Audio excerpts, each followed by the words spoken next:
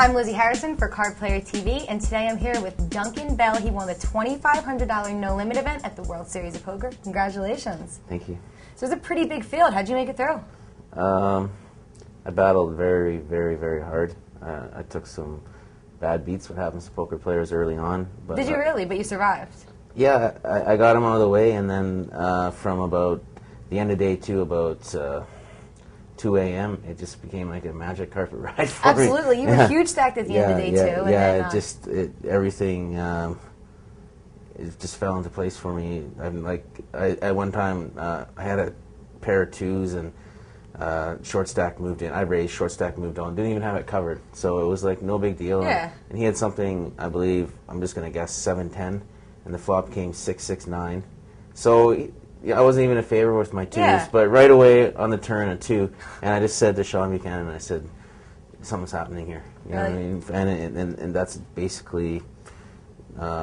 Things just went your way? Yeah, and from there I made one mistake. What mistake did you make? Well, I made one crucial... One big mistake. One big mistake when we were heads up against Steve. I think I raised with 2 6s, and he called. Were you in position? I was in position, I believe. Okay. I won't hold you to it. Yeah. And yes, I was, because he fired right into me. He fired into me on a flop of 8 high, 8 rag. He fired, I can't remember the amount, but it was a decent bet, and I called him with 2 6s, the 8 being the only overcard on the board there. And the turn dropped something like a 5 or a 3 or what. Anyways, I remember a 4 would have given me a straight. So I had a gut shot straight and, 2 6s, and I felt like my hand was... I really felt my hand was the best. I was 65-70% sure my hand was the best at this point. All right. And he led into me 500,000.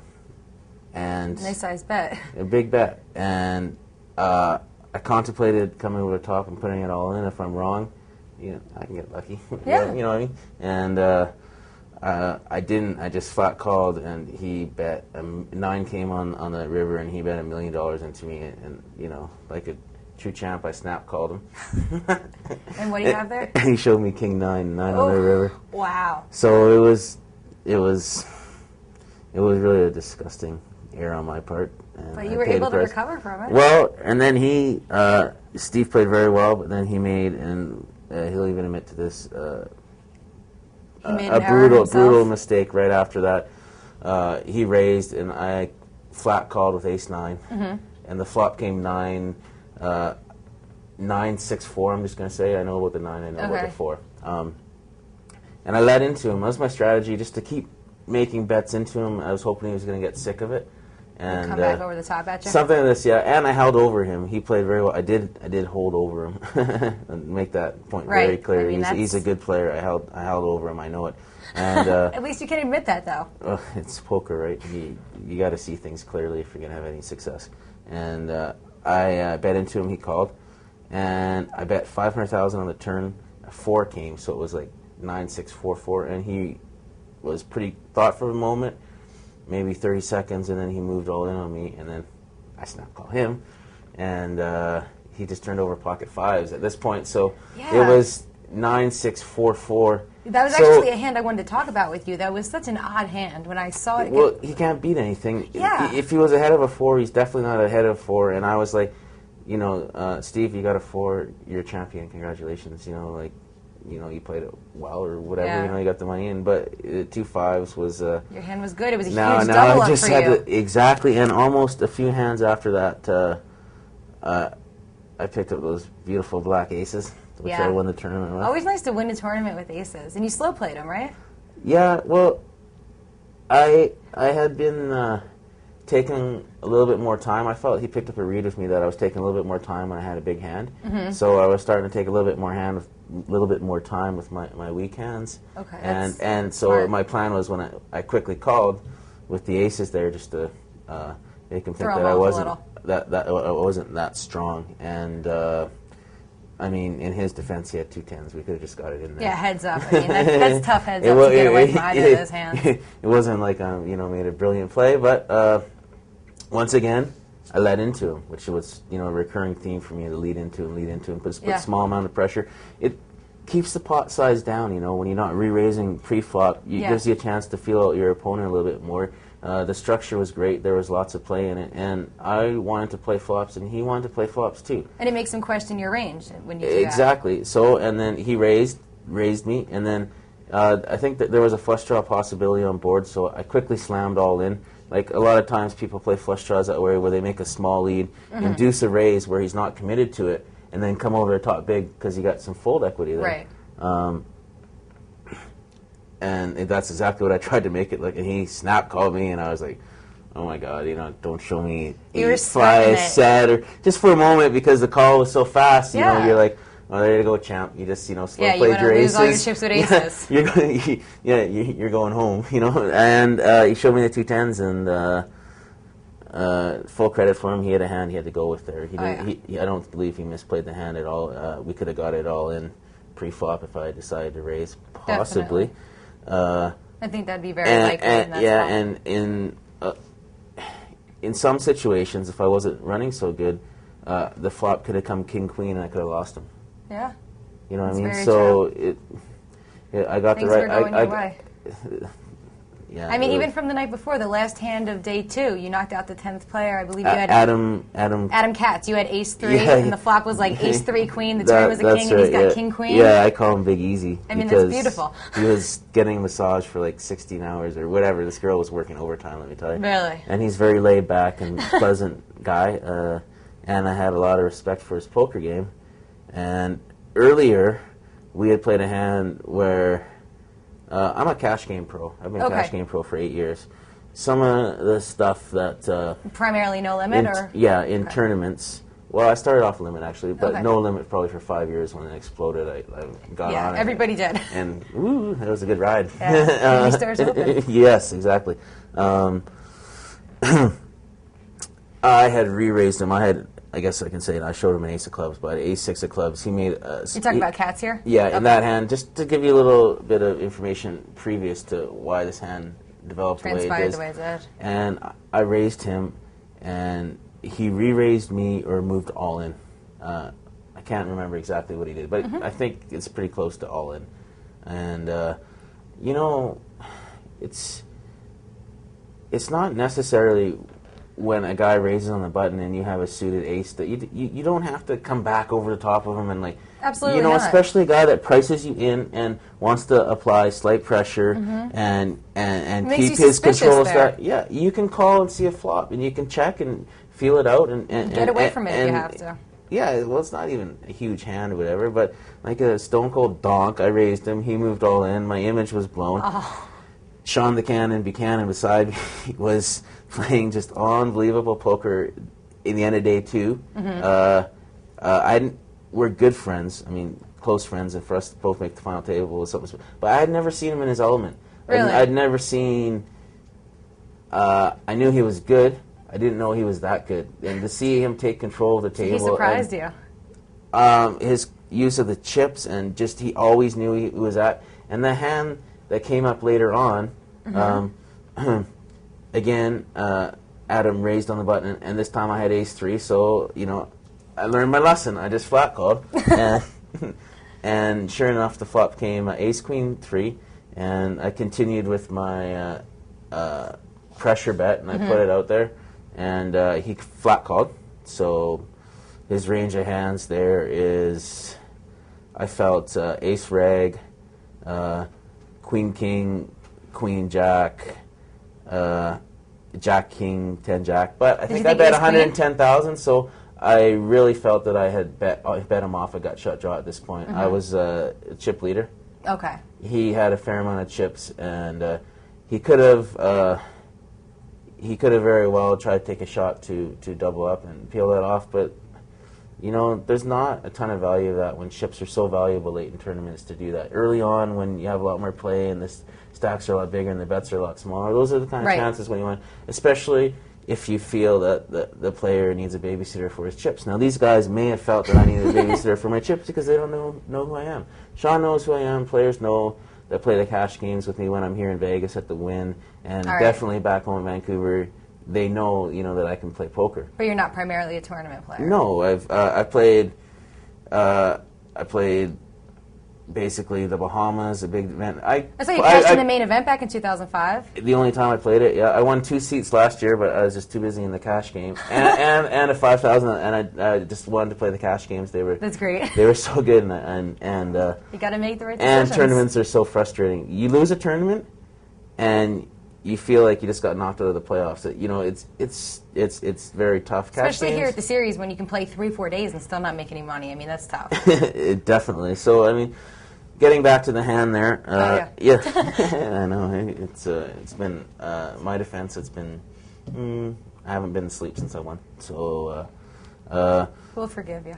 Turn ball came a king, and now I was concerned about protecting my hand. I thought possibly that he had Queen King, but of course I wouldn't know until I let out. Possibly 10 Jack. I didn't have any information. I really felt my hand was best here, but you weren't afraid of Ace King or Ace Queen? No. I believe he would have raised Ace Queen when I bet into him. Okay, yeah, that's probably true. I mean, he might have flat called Ace King. I definitely think he would have raised. Ace Jack, Ace 10, he would have raised, I believed. I could be wrong, I'm wrong lots, but this is kind of what I was thinking. And I bet 350 because Ace is up with a rag is such a vulnerable hand. You know, you want to shut down, you want to take the pot right there, you think your hand's the best. Any number of cards can come that can cost you the pot. A scare card can come. You can make a straight with 1 card straight on exactly, the river. anything can where you can push out, and then I bet the 350, and he moved all in, and I called him pretty quickly. And he rolled over the Queen King. I rolled over the Ace 3. I put my head on. Sean was right beside me. I'm like, oh man, because earlier I nutted a guy. The guy that came in 4th, the short stack. Okay. The very first day, this is where all my fights were because I've been playing like really, really well and picking up chips where I could. And every single time that I built up a stack where I was in a position to table captain, so to speak, or try to take control, something would happen. And with this hand, with him in particular, it was very painful because I've been running bad in the everything since I've been here. Like it wasn't going well. The first day I lost a big game, big cash pot at the win when a guy made a move on the turn and hit an ace on the river. You know, it was ridiculously. My line broke when I was pulling it out. Anyways, and in this hand with him, I had flopped aces and queens and let out, and he called, and then on the turn was a king, and I checked and he bet, and I moved in on him, and this was the gentleman that came in 4th. He played a short stack, pretty unreal. He called when I check raised them all in, and he rolled over a Queen King, and a King came on the river. Now this was on the break, everyone was gone, and I was just alone in my misery for a minute. My stack had been completely depleted, and that was flashing through my mind when the Ace 3, the same situation, he's got Queen King there, and I was like, no pain, no pain. And I faded it, and I knocked out a very good player. And you ended play for the night. And I ended play for the night, and the little guy that hit the Queen King full house on me, he was a short stack, and he moved up another base spot. That's great, so you helped him out. Yeah, so it was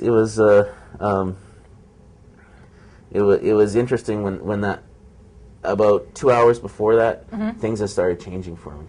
I made a raise with suited connectors and a young Asian kid who was very aggressive coming over the top of me.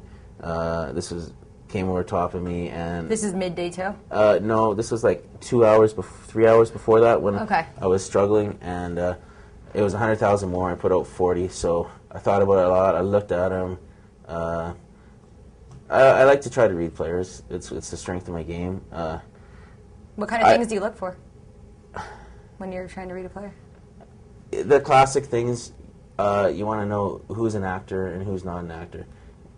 If they're an actor, then you can pretty much put them on when they have it and don't have it to some degree throughout the whole tournament. Okay. You know, if they're not an actor and they look nervous, then God help them.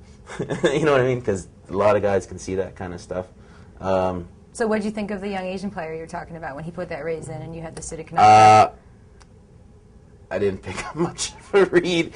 I tried to get a read. It looked like he was trying to look a little bit more relaxed than he should have. Like just for a second, you look for sometimes micro expressions, which are big in poker. Sometimes for a split second when a card comes down, or you do something like if you look at somebody quickly, a lot of times they're startled, and if they don't have it, they can't maintain eye contact. Okay. You'll see Daniel Negreanu do that quite a bit. Like he'll bang on the table, and then he'll look at people, and he scares them really a little bit. He wants to see if they can maintain eye contact with him. If they look away quickly or whatever, or get startled or like that, it can be an indication of weakness. But I didn't really have a good feel on him. But you know, the internet kids out there, which I'm not one of, but they they would say that I have to call there, and I did call, and I ended up rivering a flush, flopping an open ending. But he actually had Queen King, so it wasn't a big open. It was, and that was the first. And then my plan with him was I knew he wanted to go over the top of me quite a bit,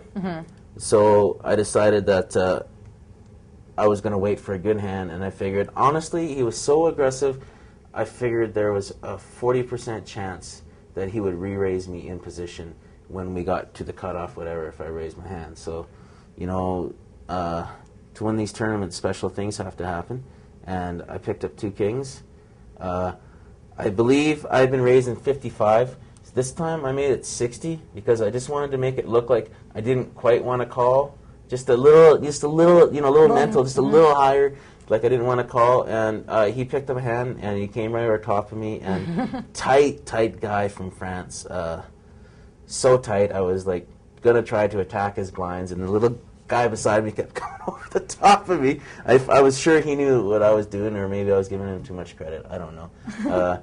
He thinks for a long time. He's got 2 queens. He calls. You know, I look at my friend over, I give him a little wink on the rail, and then I put my chips in, and it's 9s, queens, kings, and it held up because I was getting my balls chopped all week, and now it stopped. Karma came your way. Yeah, and it was just special times, and it wasn't the final day was very short. I don't know if you know, but it went really fast, and the end of the second day for those 2 hours or whatever like that, it was just like Sean said when he won Mandalay Bay, it was just, you know, everything just starts going your way. And it doesn't stop until you got that bracelet, which is And luckily, I mean, if it went any longer, I should start running stone cold. But it was it was just amazing, and it was very humbling for me. Not because people say, it's humbling or whatever. It's humbling because I did not outplay anybody for the last half of that. I didn't do it. The first 2 days, sure, I outplayed people. And sure, I made a few mistakes, but, a big field. But the last little, it was nothing. Everything, honestly, it was like... The decisions were made for you. It was like I was almost? pulling a ching, cherry, cherry, cherry. Cha-ching, cherry, cherry, cherry. We get in a draw. Drawing dead on the turn. The guy's drawing dead on the turn. Coin flip. He's drawing dead on the turn. It was unbelievable. It was like there was no real sweats and. That's great, though. I mean, yeah, it must have been a great feeling. It's an unbelievable feeling when it's right when that moment when it all ends for you, because poker players know that it doesn't happen very often. I'm a good cash game player. My tournament game is. It's good, gets me into the money, but it's lacking in finish, and it's lacking in mathematical edge, knowledge of all the stuff that kids talk about, M's and this and that. But recognizing that, I think, is the first step towards improving your tournament game. I know, but I'm lazy as You might be able to notice, and I have to get better at that to be a better player, but certainly raw talent-wise, I started playing poker, and 2 weeks later, I could have turned pro. It was just, I picked up a couple books, and I made enough money to go to Europe, but I put it off because I lived in Banff for a couple of years, and I didn't, these young kids, there's more to life than being at the poker table when you're so young, because there's so much different stuff, and you got to grow, and you got to do stuff, and this table's not going anywhere for those kids, but they have so much money that that it's hard for them to walk away. You know what I mean? I know. I say it every day. I said to one internet player, I said, what, why don't you just go traveling, whatever, or do something? He's like, how about I just make another $1 million? And I was like, well, I guess you could make another $1 million. You know, yeah. It's all good for you. But it's an interesting lifestyle, that of the young player. Yeah, I think that they miss out on a lot, though. I think they miss out on a lot of growing up and a lot of learning, and they get spoiled on the money. They don't learn how to properly interact with people. They don't learn how to have a real girlfriend. Like, I'm dead serious. Yeah, no, it's true. You know what I'm talking about. You know what I'm talking about, right? They don't. I've dealt with some people that weren't the most because they just people. pay for whatever they want. They don't know how to communicate, and I think it's going to be a detriment later in life for them. Definitely, but I mean, there's probably 10,000 internet kids going, "You idiot! You know, get this guy off here. You got lucky once, right?" Hopefully. It'll be twice.